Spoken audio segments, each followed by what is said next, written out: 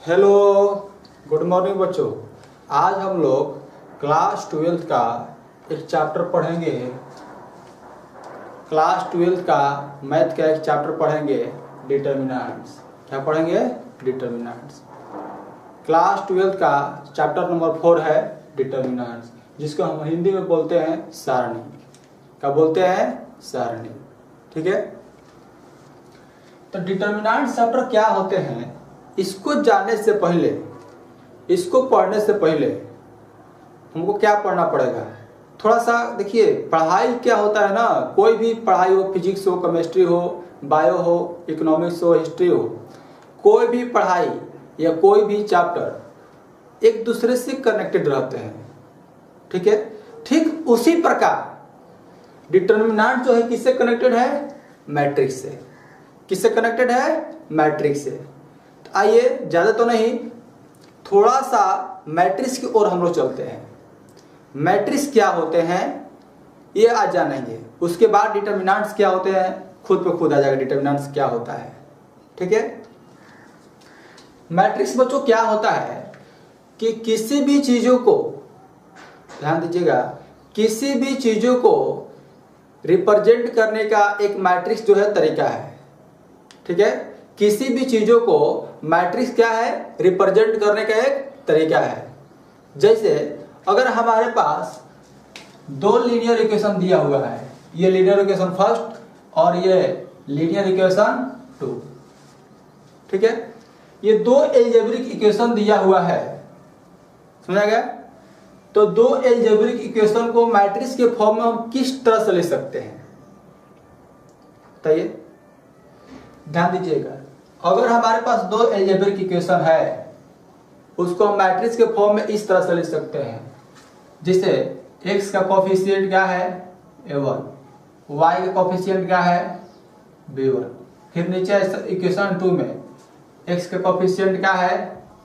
a2, y का coefficient क्या है? b2। ठीक है। और इसमें जितने भी कोफिशिएंट है उसका एक अलग मैट्रिक्स बना लिए, और जितने भी वेरिएबल है उसका माने एक अलग मैट्रिक्स बना लेंगे। इसे वेरिएबल क्या है? x और y। और जितने भी कांस्टेंट टर्म है उसका हम क्या बना लेंगे? एक मैट्रिक्स बना लेंगे, C1 और C2 का। ठीक है। जब ये तीनों ये मैट्रिक्स को आपस में जब कंपैरिजन कराएंगे, ये इक्वेशन अलजेब्रिक इक्वेशन निकल कर आएगा।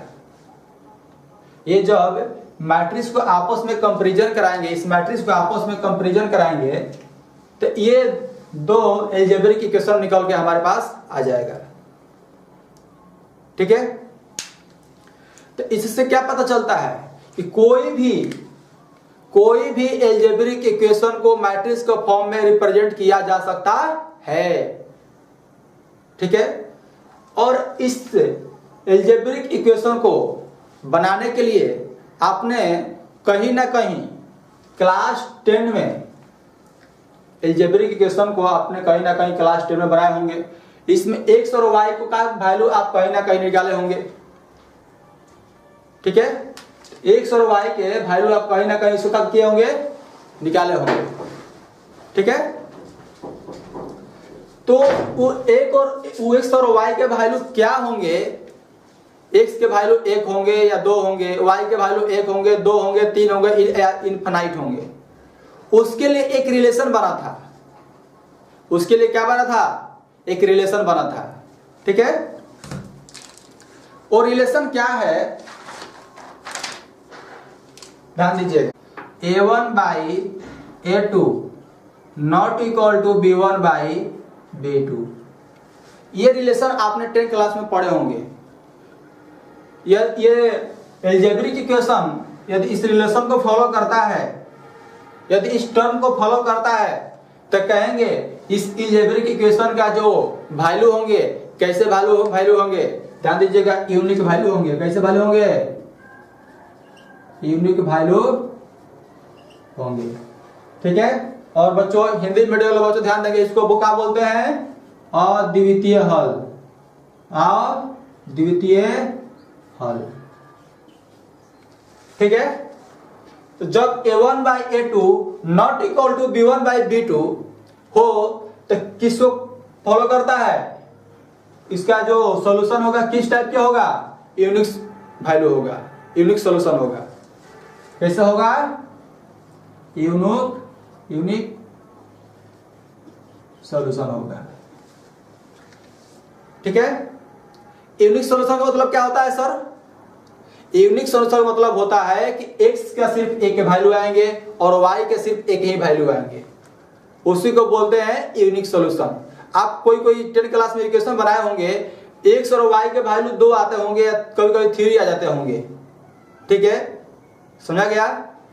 तो अगर x के वैल्यू 2 आ जाएंगे और 3 आ जाएंगे तो आपके पास वो कहेंगे वो जो लीनियर जो अलजेब्रिक इक्वेशन दिया हुआ है वो यूनिक सॉल्यूशन को कंडीशन को फॉलो नहीं, कोई यूनिक सॉल्यूशन नहीं हो सकता। समझा गया? यूनिक सॉल्यूशन का मतलब क्या होता है बच्चों?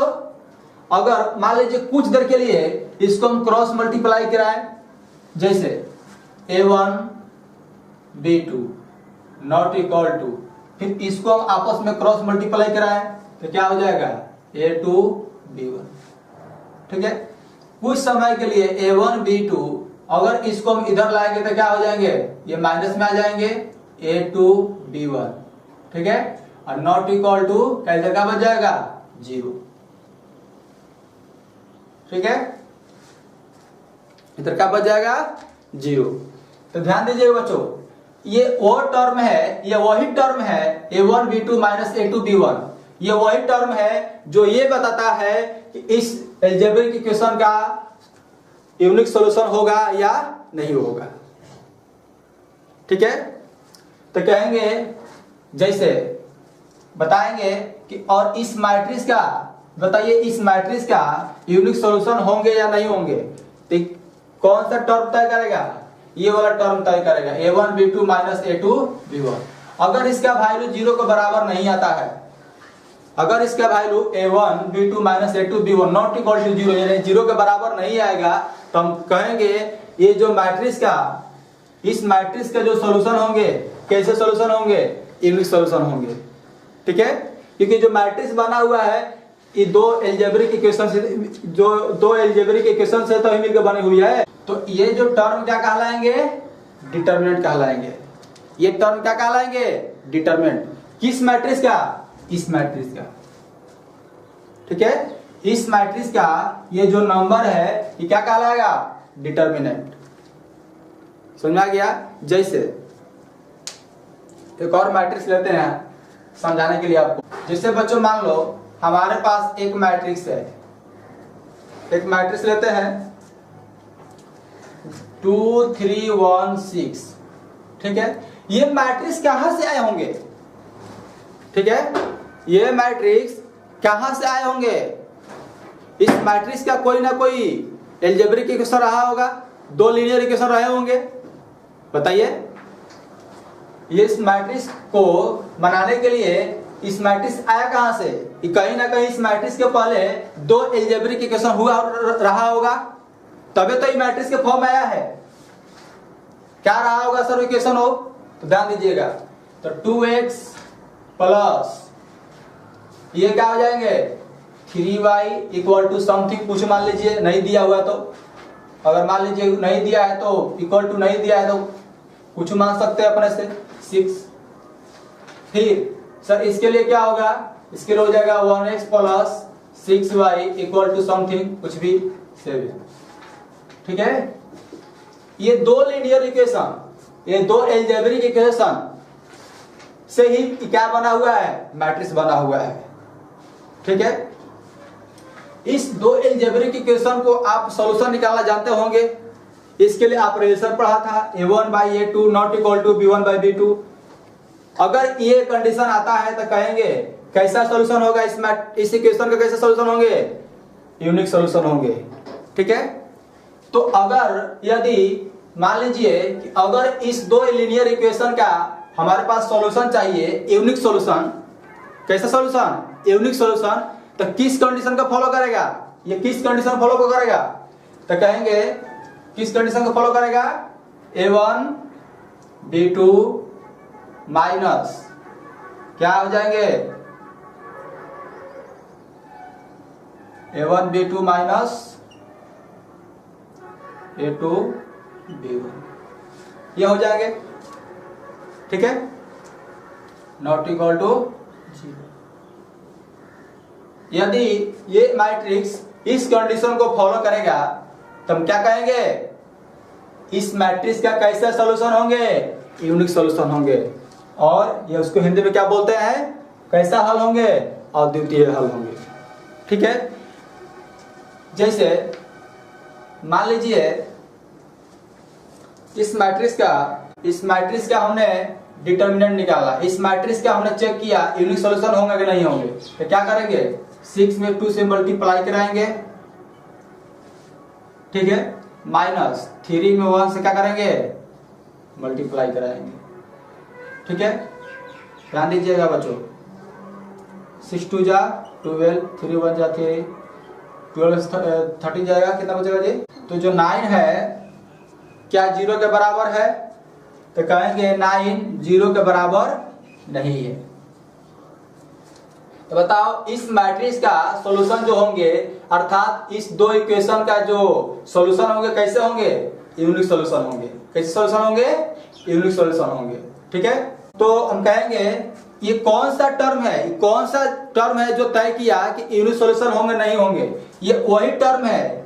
ठीक है, ये वही टर्म है जो ये बताता है कि इस मैट्रिक्स का डिटर्मिनेंट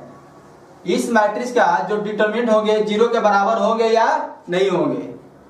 तो कहेंगे ये जो मैट्रिक्स कहलाएगा, ये जो कंडीशन कहलाएगा, कौन बताता है, A1 B2 minus A2 B1। ये जो टर्म है यही इस मैट्रिक्स का क्या कहलाएगा, डिटर्मिनेंट्स कहलाएगा। क्या कहलाएगा, डिटर्मिनेंट्स कहलाएगा।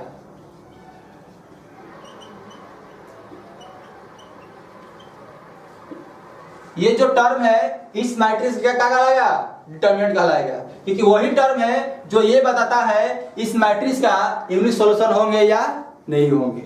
तो आपको अच्छे से डिटर्मिनेंट समझ में आई होगी कि डिटर्मिनेंट क्या होता है, बोलिए। तो डिटर्मिनेंट क्या होते हैं बताइए। तो डिटर्मिनेंट किसी ना किसी मैट्रिक्स का ही डिटर्मिनेंट निकाला जा सकता है, और उस मैट्रिक्स के साथ एक नंबर एसोसिएट रहे होंगे। उस मैट्रिक्स के साथ एक नंबर एसोसिएट रहे होंगे। वो नंबर कौन सा है, वो नंबर है A1 B2 minus A2 B1। ये टर्म है जो है, ये वो इस मैट्रिक्स का ये जो टर्म है क्या कहलाएगा, डिटर्मिनेंट। क्यों, क्योंकि ये बताता है इसका जो यूनिक सॉल्यूशन होंगे या नहीं होंगे। ठीक है, तो जिस मैट्रिक्स का जो चीजें ये बताता है उसका यूनिक सॉल्यूशन नहीं होते हैं या होते हैं, उस मैट्रिक्स के क्या कहलाते हैं, डिटर्मिनेंट। क्या कहलाते हैं, डिटर्मिनेंट।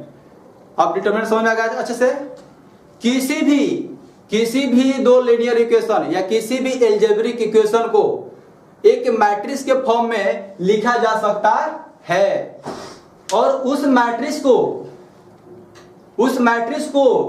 का सॉल्यूशन कैसा होगा, उस दो लीनियर इक्वेशन का सॉल्यूशन कैसा रहा होगा, ये कौन बताएगा। इसके लिए हमने अपने 10th क्लास में या 9th क्लास में एक रिलेशन पढ़े होंगे, A1 by A2 not equal to B1 by B2। अगर ये कंडीशन को फॉलो करेगा तो कहेंगे इसका जो सॉल्यूशन होगा कैसे सॉल्यूशन होंगे, यूनिक सॉल्यूशन।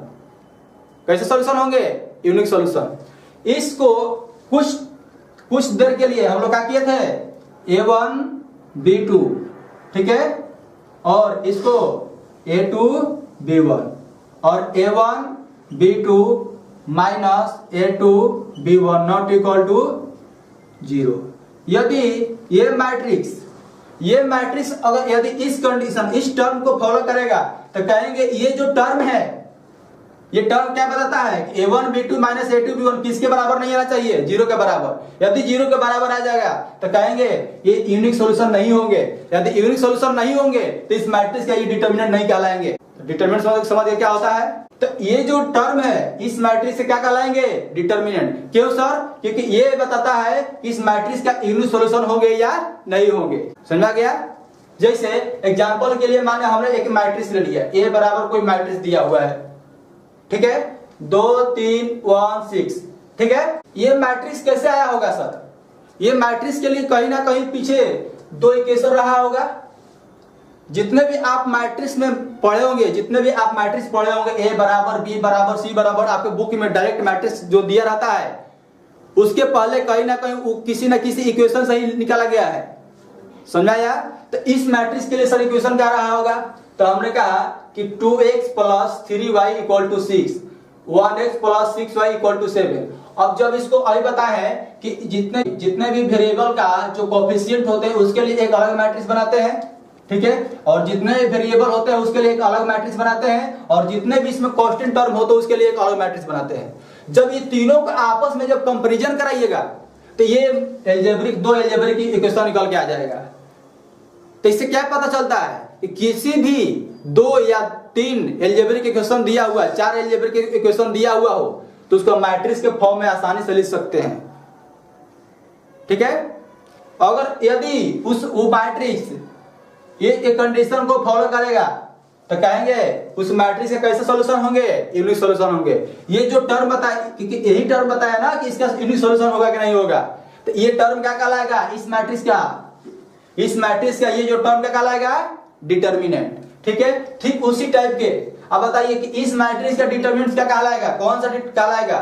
ये कहलाएगा, क्योंकि ये बताता है, ये वो टर्म है बताता है कि इसका वैल्यू 0 आएगा कि नहीं आएगा। तो ये इस मैट्रिक्स का ये क्या कहलाएगा? डिटर्मिनेंट कहलाएगा, ठीक है। ये इस कंडीशन को फॉलो करता है, तो ये जो कंडीशन है इस मैट्रिक्स का क्या कहलाएगा? डिटर्मिनेंट कहलाएगा। बताइए बच्चों, डिटर्मिनेंट में कोई दिक्कत?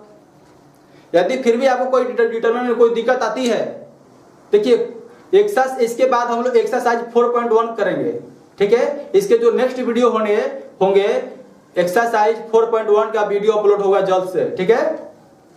क्योंकि देखिए एक्सरसाइज स्टार्ट करना कोई भारी बात नहीं है।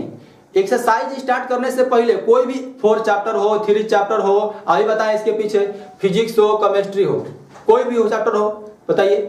तो कोई भी चैप्टर होता है, यदि उस चैप्टर के बारे में बेसिक नॉलेज नहीं हो तो उसको चैप्टर को पढ़ने में आपको इंटरेस्टिंग आने वाली नहीं है, ठीक है।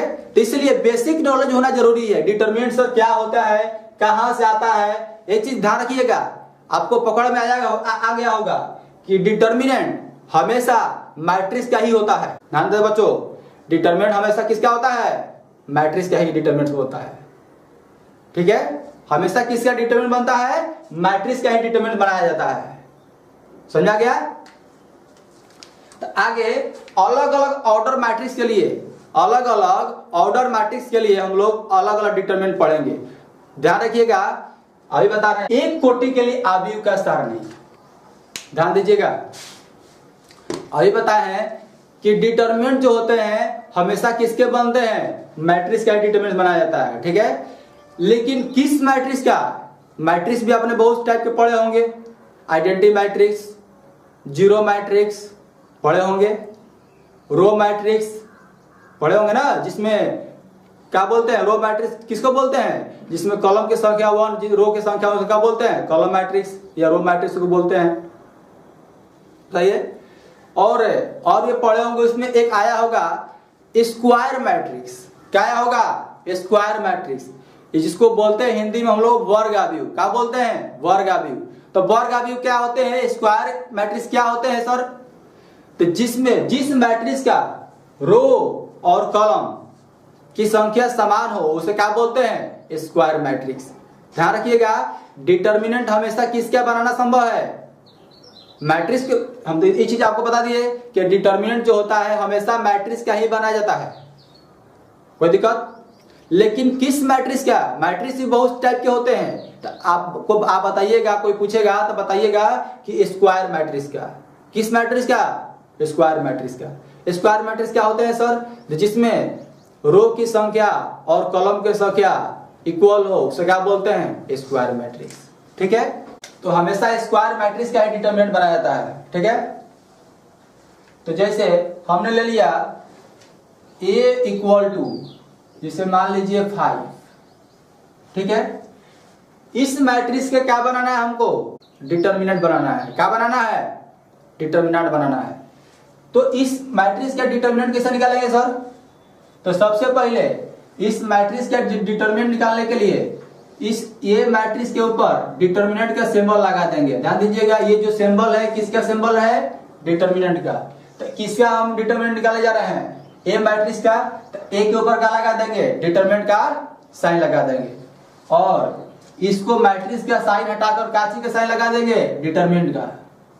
ठीक है, तो कहोगे सर ए का डिटरमिनेंट क्या आएगा?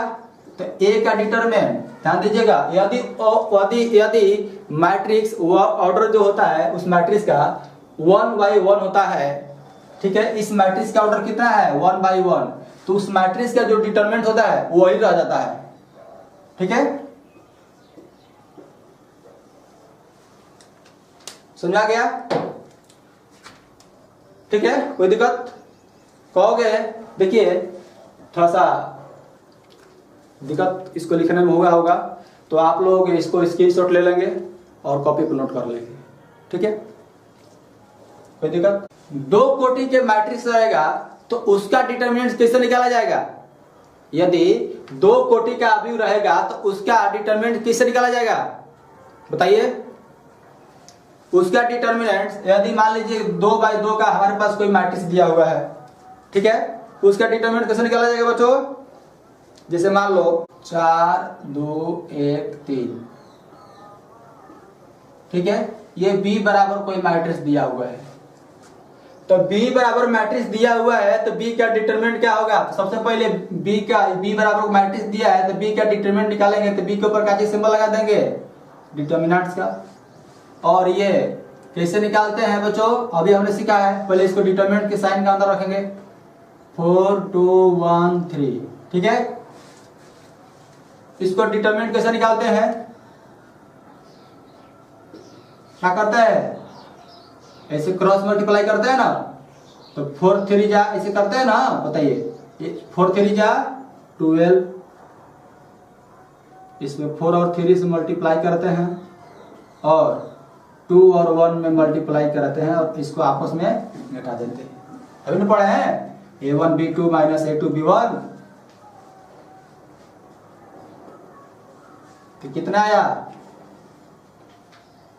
4 3 जा 12 माइनस 2, तो डिटरमिनेंट ऑफ b कितना आ जाएगा? डिटरमिनेंट ऑफ b कितना आ जाएंगे?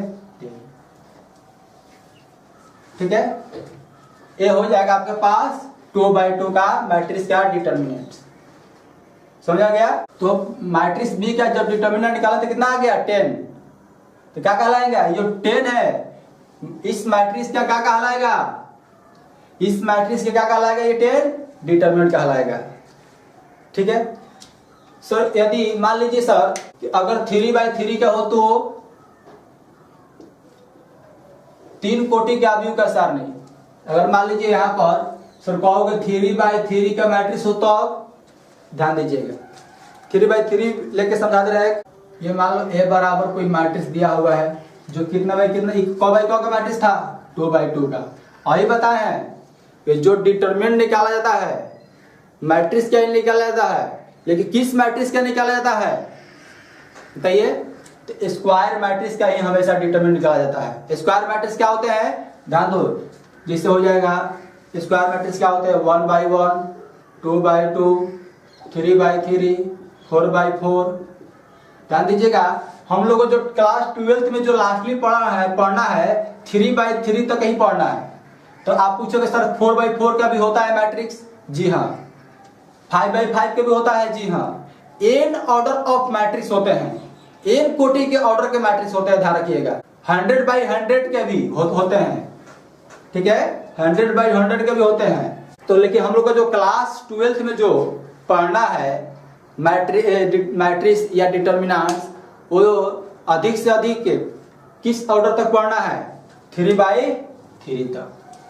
ठीक है, तो ये जो मैट्रिक्स लिखा हुआ है कौ का लिखा हुआ है? 3/3 का लिखा हुआ है, बताइए। तो इस मैट्रिक्स का डिटरमिनेंट कैसे निकालेंगे? सबसे पहले 2/2 वाला आसान था, आप निकाल लिए, लेकिन 3/3 लोग कैसे निकालते हैं? ध्यान दीजिएगा। सबसे पहले इसमें हम लोग a को डिटरमिनेंट के सिंबल के अंदर रखेंगे, क्योंकि a का हम लोग a मैट्रिक्स से क्या निकाल रहे हैं? डिटरमिनेंट। तो a को डिटरमिनेंट के सिंबल के अंदर रख देंगे और 1 को क्या करेंगे? बताइए, 1 को, इस 1 को बाहर निकाल देंगे, इस 1 को, ध्यान दीजिएगा, इस आप मैट्रिक्स जब पढ़े होंगे तो इसको हम लोग क्या बोलते हैं, R1, इसको हम लोग क्या पढ़ते हैं, R2, इसको हम लोग क्या पढ़ते हैं, R3 पढ़ते हैं। इसको हम क्या पढ़ते हैं, C1 कॉलम 2, इसको C2, इसको हम लोग क्या पढ़ते हैं, C3 पढ़ते हैं ना। बताइए, तो आप एक काम करेंगे, या आप R1 का अनुदिश चलिए, या R2 का अनुदिश चलिए, या R3 के अनुदिश चलिए, आंसर सेम आएंगे। तो हमने चला R1 के अनुदिश, किसके अनुदिश, R1 के अनुदिश, ठीक है। किसको मैंने फॉलो किया, R1 को, समझा गया। तो डिटरमिनेंट ऑफ ए, R1 का अनुदिश इसका डिटरमिनेंट निकालना है। तो कैसे निकालेंगे, 1 इंटू कितने हो जाएंगे, बताइए। 1 जब बाहर निकल जाएंगे, इसको ध्यान दीजिएगा, 1 किस रो में पड़ रहा है, R1 में किस कॉलम में पड़ रहा है, उसको, तो उसको हम क्या करेंगे, उसको लुप्त कर देंगे, ठीक है, उसको छुपा देंगे ऐसे, ठीक है। तो 5 2 जाए कितना हो जाएंगे, क्या बचेंगे, बताइए। जब 1 बाहर निकाल लीजिए तो क्या बचेगा, 5 6 1 2 बचेंगे। चलिए, फिर इसके बाद ध्यान रखिएगा, 3/3 का जब डिटरमिनेंट बनाने चलते हैं तो सिंबल जरूर याद रखिएगा, यहां होते हैं प्लस माइनस प्लस, ठीक है। क्या होते हैं, प्लस माइनस प्लस, ठीक है। यहां पर क्या होते हैं, माइनस प्लस माइनस, यहां क्या होते हैं, minus plus minus plus, plus minus plus, minus plus minus minus, plus minus plus, ये चीज होते हैं। तो यहाँ पर क्या आगे क्या है, कुछ नहीं तो प्लस है, फिर इसके बाद क्या लेना है, माइनस। ये 3/3 ऑर्डर के लिए ये साइन लेना जरूरी है, क्योंकि नहीं बन सकता डिटर्मिनेंट, ये डिटर्मिनेंट का नियम है, रूल है, ठीक है। तो आप 2/2 वाला में आसानी से बना लेते थे, क्योंकि इस तरह से रहता था, तो लेकिन जब इस तरह से आएगा तो साइन के साथ हम लोग इस्तेमाल करते हैं डिटरमिनेंट बनाने के लिए, ठीक है। 1 बाहर निकाल लिए, फिर इसमें क्या निकालेंगे, 2 बाहर निकालेंगे, बताइए। तो 2 यदि बाहर निकालेंगे तो अंदर क्या बच जाएंगे, first second column first row को क्या कर देंगे, छुपा देंगे ऐसे। तो क्या बचेंगे, 4 और 6, 2 और 2, यही बचेंगे। चलिए, फिर अब की बार क्या लेना है, प्लस का, कितना, 3। सर कहोगे अगर यहाँ -3 होता तो यहाँ प्लस माइनस माइनस हो जाता, ठीक है। 3 बाहर निकाले तो क्या हो जाएगा, बताइए। तो थर्ड कॉलम फर्स्ट रो इसे छुपा देंगे इसे, तो क्या बचेगा, 4 5 2 1, 4 5 2 1, ठीक है। कोई दिक्कत, अब ध्यान दीजिएगा, इसको कैसे बाहर का चल रहा है, 1 5 2 जा 10 माइनस 6 2 जा 6 माइनस 2, कितने हो जाएंगे, 4 2 जा 8, 6 2 जा 12, ठीक है, प्लस 3, 4 1 जा, ऐसे करते हैं ना, 4 माइनस 10। चलिए, अब बताइए, पहले कोष्ठ के अंदर हल होता है, तो क्लास 10 में से 6 जाएगा, कितना बचेगा, 4, 4 में 1 से गुणा होगा तो 4, माइनस 8 में 2 से मल्टीप्लाई होगा तो कितना बचेंगे, कोष्ठ लगा देंगे, डिटरमिनेंट की चिन्ह हट गया ना, डिटरमिनेंट तो बना दिए, तो क्या लगेगा, कोष्ठ लगा देंगे, छोटा कोष्ठ, माइनस 2, 8 में से 12 जाएगा, कितना बचेंगे, बताइए। 8 में से 12 जाएगा, कितना बचेंगे, माइनस का 4 अब गुना इंटू माइनस का 2 तो कितना हो जाएगा, प्लस का 8 हो जाएगा, प्लस, आप ध्यान दो, 4 में से 10 जाएगा, माइनस का 6, माइनस 6 3 कितना हो जाएंगे, माइनस का 18, बोलिए। तो डिटर्मिनेंट ऑफ कितना हो जाएंगे, 12 माइनस 18, तो डिटर्मिनेंट ऑफ ए कितना आ जाएंगे, 12 में से 18 जाएगा तो माइनस का 6, ठीक है। तो ए का डिटरमिनेंट निकल के कितना आ गया हमारे पास, -6। तो इस तरह से बच्चों हम लोग 2/2 का डिटरमिनेंट बनाते हैं और इस तरह से 3/3 का हम लोग डिटरमिनेंट बनाते हैं। आगे जब एक्सरसाइज 4.1 करेंगे तो वहां पर बहुत सारे क्वेश्चन मिलेगा 3/3 का, बहुत सारा क्वेश्चन मिलेगा 2/2 का। वहां पर जब प्रैक्टिस किया जाएगा तो अच्छे से आपको समझ में आ जाएगा। फिर भी इसमें कहीं डाउट है आप कमेंट बॉक्स में पूछ सकते हैं, आपको बताया जाएगा। ठीक है, तो यदि बच्चों आपको ये वीडियो अच्छा लगा तो अपने दोस्तों के पास जरूर शेयर कीजिए। ठीक है, और आपको ये वीडियो अच्छा लगा तो लाइक भी कीजिए और इसको सब्सक्राइब भी कीजिएगा। तब तक के लिए जय हिंद, जय भारत।